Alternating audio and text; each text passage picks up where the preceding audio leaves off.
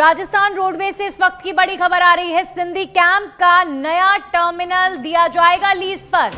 19 साल के लिए सिंधी कैंप का नया टर्मिनल लीज पर दिया जाएगा। सिंधी कैंप बस स्टैंड का टर्मिनल लीज पर देने की बात चल रही है। हालांकि टर्मिनल के अंदर से टिकट विंडो संचालित यथावत रहेगी। बिल्डिंग के अंदर यात्रियों के बैठने के लिए भी सुविधा रखी जाएगी और नए बने टर्मिनल का जो अंदर का करीब 5008 वर्ग मीटर का जो हिस्सा है वो कॉमर्शियल लीज पर दिया जाएगा, जिसमें ग्राउंड फ्लोर से लेकर सेकंड फ्लोर तक का शामिल है। Office, food court, shops, hotel, restaurant खोलने के लिए लीज पर दिया जाएगा। इसके लिए रोडवेज प्रशासन ने निजी कंपनियों से प्रस्ताव भी मांगे हैं और सबसे ज्यादा किराया राशि देने वाली कंपनी को लीज पर सिंधी कैंप में एरिया मिल सकता है। तो 19 साल के बाद अगले 10 साल के लिए लीज अवधि बढ़ाना संभव है। तो सिंधी कैंप के नए टर्मिनल का एरिया लीज पर देने की बात चल रही है, यानी जो लोग सिंधी कैंप बस स्टैंड पर कोई बिजनेस करना चाहते हैं उनके लिए एक अच्छी अपॉर्चुनिटी ये साबित हो सकती है। हालांकि जो टिकट विंडो है वो यथावत रहेगी, जो सिटिंग अरेंजमेंट है यात्रियों के लिए वो भी बेहतर होगा। लेकिन जो वहां पर छोटी छोटी शॉप्स हैं, जो लोग फूड कोर्ट खोलना चाहते हैं या किसी भी अन्य तरह का कोई शॉप खोलना चाहते हैं, उनके लिए लीज पर एरिया देने की बात चल रही है। सिंधी कैंप का ये नया टर्मिनल लीज पर दिया जाएगा और काफी लोगों के लिए बिजनेस अपॉर्चुनिटी ये क्रिएट कर सकता है। 19 साल के लिए लीज पर दिया जाएगा सिंधी कैंप बस स्टैंड का टर्मिनल।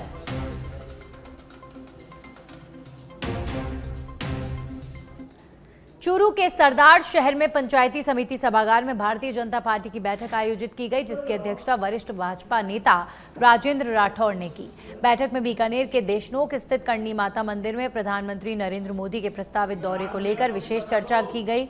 राठौड़ ने कहा कि ऑपरेशन सिंदूर के बाद देश के प्रधानमंत्री मोदी देशनोक स्थित मां करणी माता मंदिर में दर्शन के लिए पधार रहे हैं।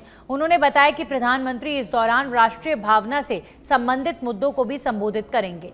उन्होंने कार्यकर्ताओं से अपील की है कि अधिक से अधिक संख्या में देशनोक पहुंचे।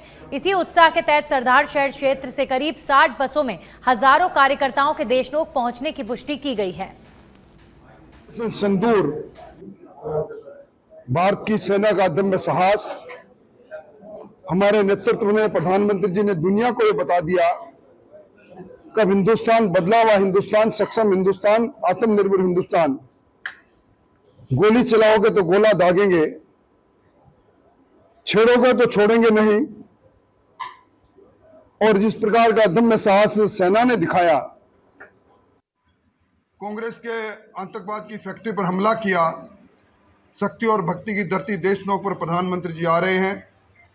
ऑपरेशन सिंदूर के बाद ये पहली बड़ी सभा है, इसलिए आप देख रहे हैं कार्यकर्ता में उत्साह है, उल्लास है। और ये सभा राजनीतिक पार्टी की सभा नहीं, ये राष्ट्रीय धर्म और राष्ट्रीय कर्तव्य की सभा है। राष्ट्र के प्रति, सेना के प्रति समर्थन की सभा है। इसमें लोग बढ़ चढ़ कर जा रहे हैं और मैं समझता हूँ कि ऐतिहासिक सभा होगी। ऑपरेशन सिंदूर। और अब खबर अलवर से है, जहां पर मुख्यमंत्री भजनलाल शर्मा के दौरे से पहले नेता प्रतिपक्ष टीकाराम जूली ने सरकार को घेरा है। उन्होंने कहा कि पहले एमपी एमएलए के इस्तीफे दिलाते थे, अब सरस डेयरी के डायरेक्टर के इस्तीफे दिलाकर बोर्ड भंग किया गया। उसके बाद डेयरी चेयरमैन को भी हटा दिया गया। चुनाव के अंदर आए थे और रामगढ़ चुनाव से पहले ईआरसीपी लागू करने के नाम पे साफा बंधवा के गए। और ये बात मैंने पहले भी कई बार रामगढ़ चुनाव में भी इस चीज का जिक्र किया, उसके बाद भी मैं कई बार कहता रहता हूं कि मुख्यमंत्री जी ने जो रामगढ़ में साफा बंधवाया था ईआरसीपी का, वो अलवर के लिए कितना पैसा मंजूर किया है, कब तक पानी आ जाएगा, इसी कार्यकाल में आ जाएगा, या जो इनका एक एजेंडा चलता आ रहा है कि 10-20 साल बाद की बता दो। पहले मोदी जी कहते थे कि 2022 में आमदनी दुगनी हो जाएगी, सबको पक्का मकान मिल जाएगा। अब वो सब हटा के अब 2047 पे चले गए, क्योंकि ये एक भी टारगेट वो पूरा नहीं कर पाए। इसी प्रकार से राजस्थान में भी मुख्यमंत्री जी ने पहले ये कहा कि हम हमारे राजस्थान को बहुत आगे लेके जाएंगे, 2030 तक का विजन दिया। अब वो भी 47 बोलने लगे हैं, 30 उनका टारगेट जो है वो खत्म। श्रीगंगानगर के पदमपुर से खबर आ रही है। मनरेगा में कार्य की मांग को लेकर धरने पर बैठे हैं मनरेगा श्रमिक। आक्रोशित मनरेगा श्रमिकों ने उप तहसील में धरना लगा दिया है और बड़ी संख्या में महिलाएं भी इस धरने में मौजूद हैं। तो मनरेगा के तहत ये जो बेरोजगार ग्रामीण हैं उन्हें काम मिले और उनकी बेरोजगारी खत्म हो, उन्हें अपने घर को चलाने के लिए कोई आय का साधन मिले। अपनी इन मांगों को लेकर लोग धरने पर बैठे हैं और ये लोगों की मजबूरी भी है, क्योंकि लंबे वक्त से मनरेगा में कार्यरत ये मजदूर कामकाज का इंतजार कर रहे हैं। तो श्रीगंगानगर के पदमपुर में कई ग्रामीण इकट्ठा हुए और मनरेगा के तहत कार्य की मांग पर ये लोग धरने पर बैठे हुए हैं, जिसमें बड़ी संख्या में महिलाएं भी इस धरने का समर्थन करने के लिए पहुंची हैं।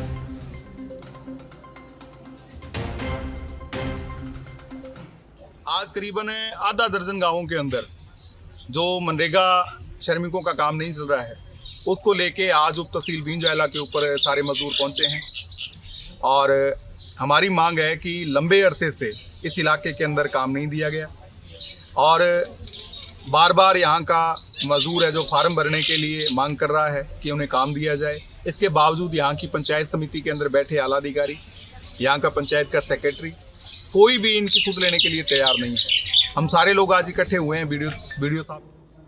कोटा की रामगंज मंडी में दिल्ली मुंबई एक्सप्रेसवे का ट्रैफिक अमझार भटवाड़ा मार्ग पर डाइवर्ट किया जा रहा है, जिसके चलते कच्चा रोड होने के चलते आए दिन धूल उड़ती है और इसी के कारण लोगों को परेशानियों का सामना करना पड़ रहा है।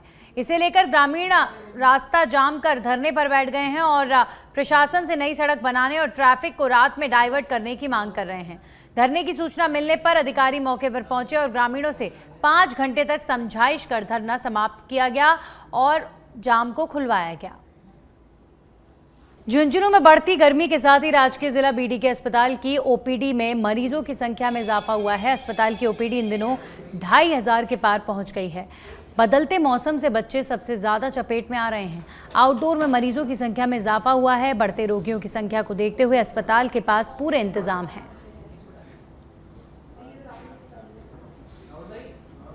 जैसे कि वातावरण का तापक्रम अचानक ही बढ़ा है, उसके अकॉर्डिंग अस्पताल में आने वाले रोगी हैं उनमें मुख्यतः वायरल बुखार के जो रोगी आ रहे हैं, तेज़ बुखार, सर दर्द, जी मिचली होना, उल्टी आना और पानी की डिहाइड्रेशन की रोगी अस्पताल में आ रहे हैं। साथ में मिक्स जो इन्फेक्शन है, डेंगू के भी कुछ पेशेंट हैं वो अस्पताल में आ रहे हैं। दस्त उल्टी के रोगी हैं, साधारण सर्दी जुकाम के जो रूटीन के पेशेंट हैं वो भी आ रहे हैं। लेकिन इस बढ़ते तापक्रम में जो रोगी आ रहे हैं वो लू लगने जैसे लक्षण लेकर के भी अस्पताल में आ रहे हैं। जोधपुर के सिटी प्रेस क्लब के प्रांगण में श्रद्धांजलि सभा आयोजित की गई और ये सभा अग्रणी पत्रकार संगठन IFWJ के राष्ट्रीय अध्यक्ष के विक्रम राव के निधन पर आयोजित हुई है। इस सभा में उपस्थित पत्रकारों ने दिवंगत वरिष्ठ पत्रकार और विलक्षण संगठनकर्ता विक्रम राव से जुड़ी अपनी स्मृतियों को साझा किया और इस अवसर पर मंत्री जोराराम कुमावत, मंत्री अविनाश गहलोत ने भी श्रद्धांजलि और श्रद्धा सुमन अर्पित किए हैं। चित्तौड़गढ़ के कपासन में प्राचीन जलाशय राज राजेश्वर सरोवर में अवैध मिट्टी दोहन का कार्य हो रहा है। वहीं जिम्मेदार अधिकारियों ने कार्रवाई करने के बजाय खनन करने वाले माफिया के साथ साठगांठ कर आंखें मूंद रखी हैं।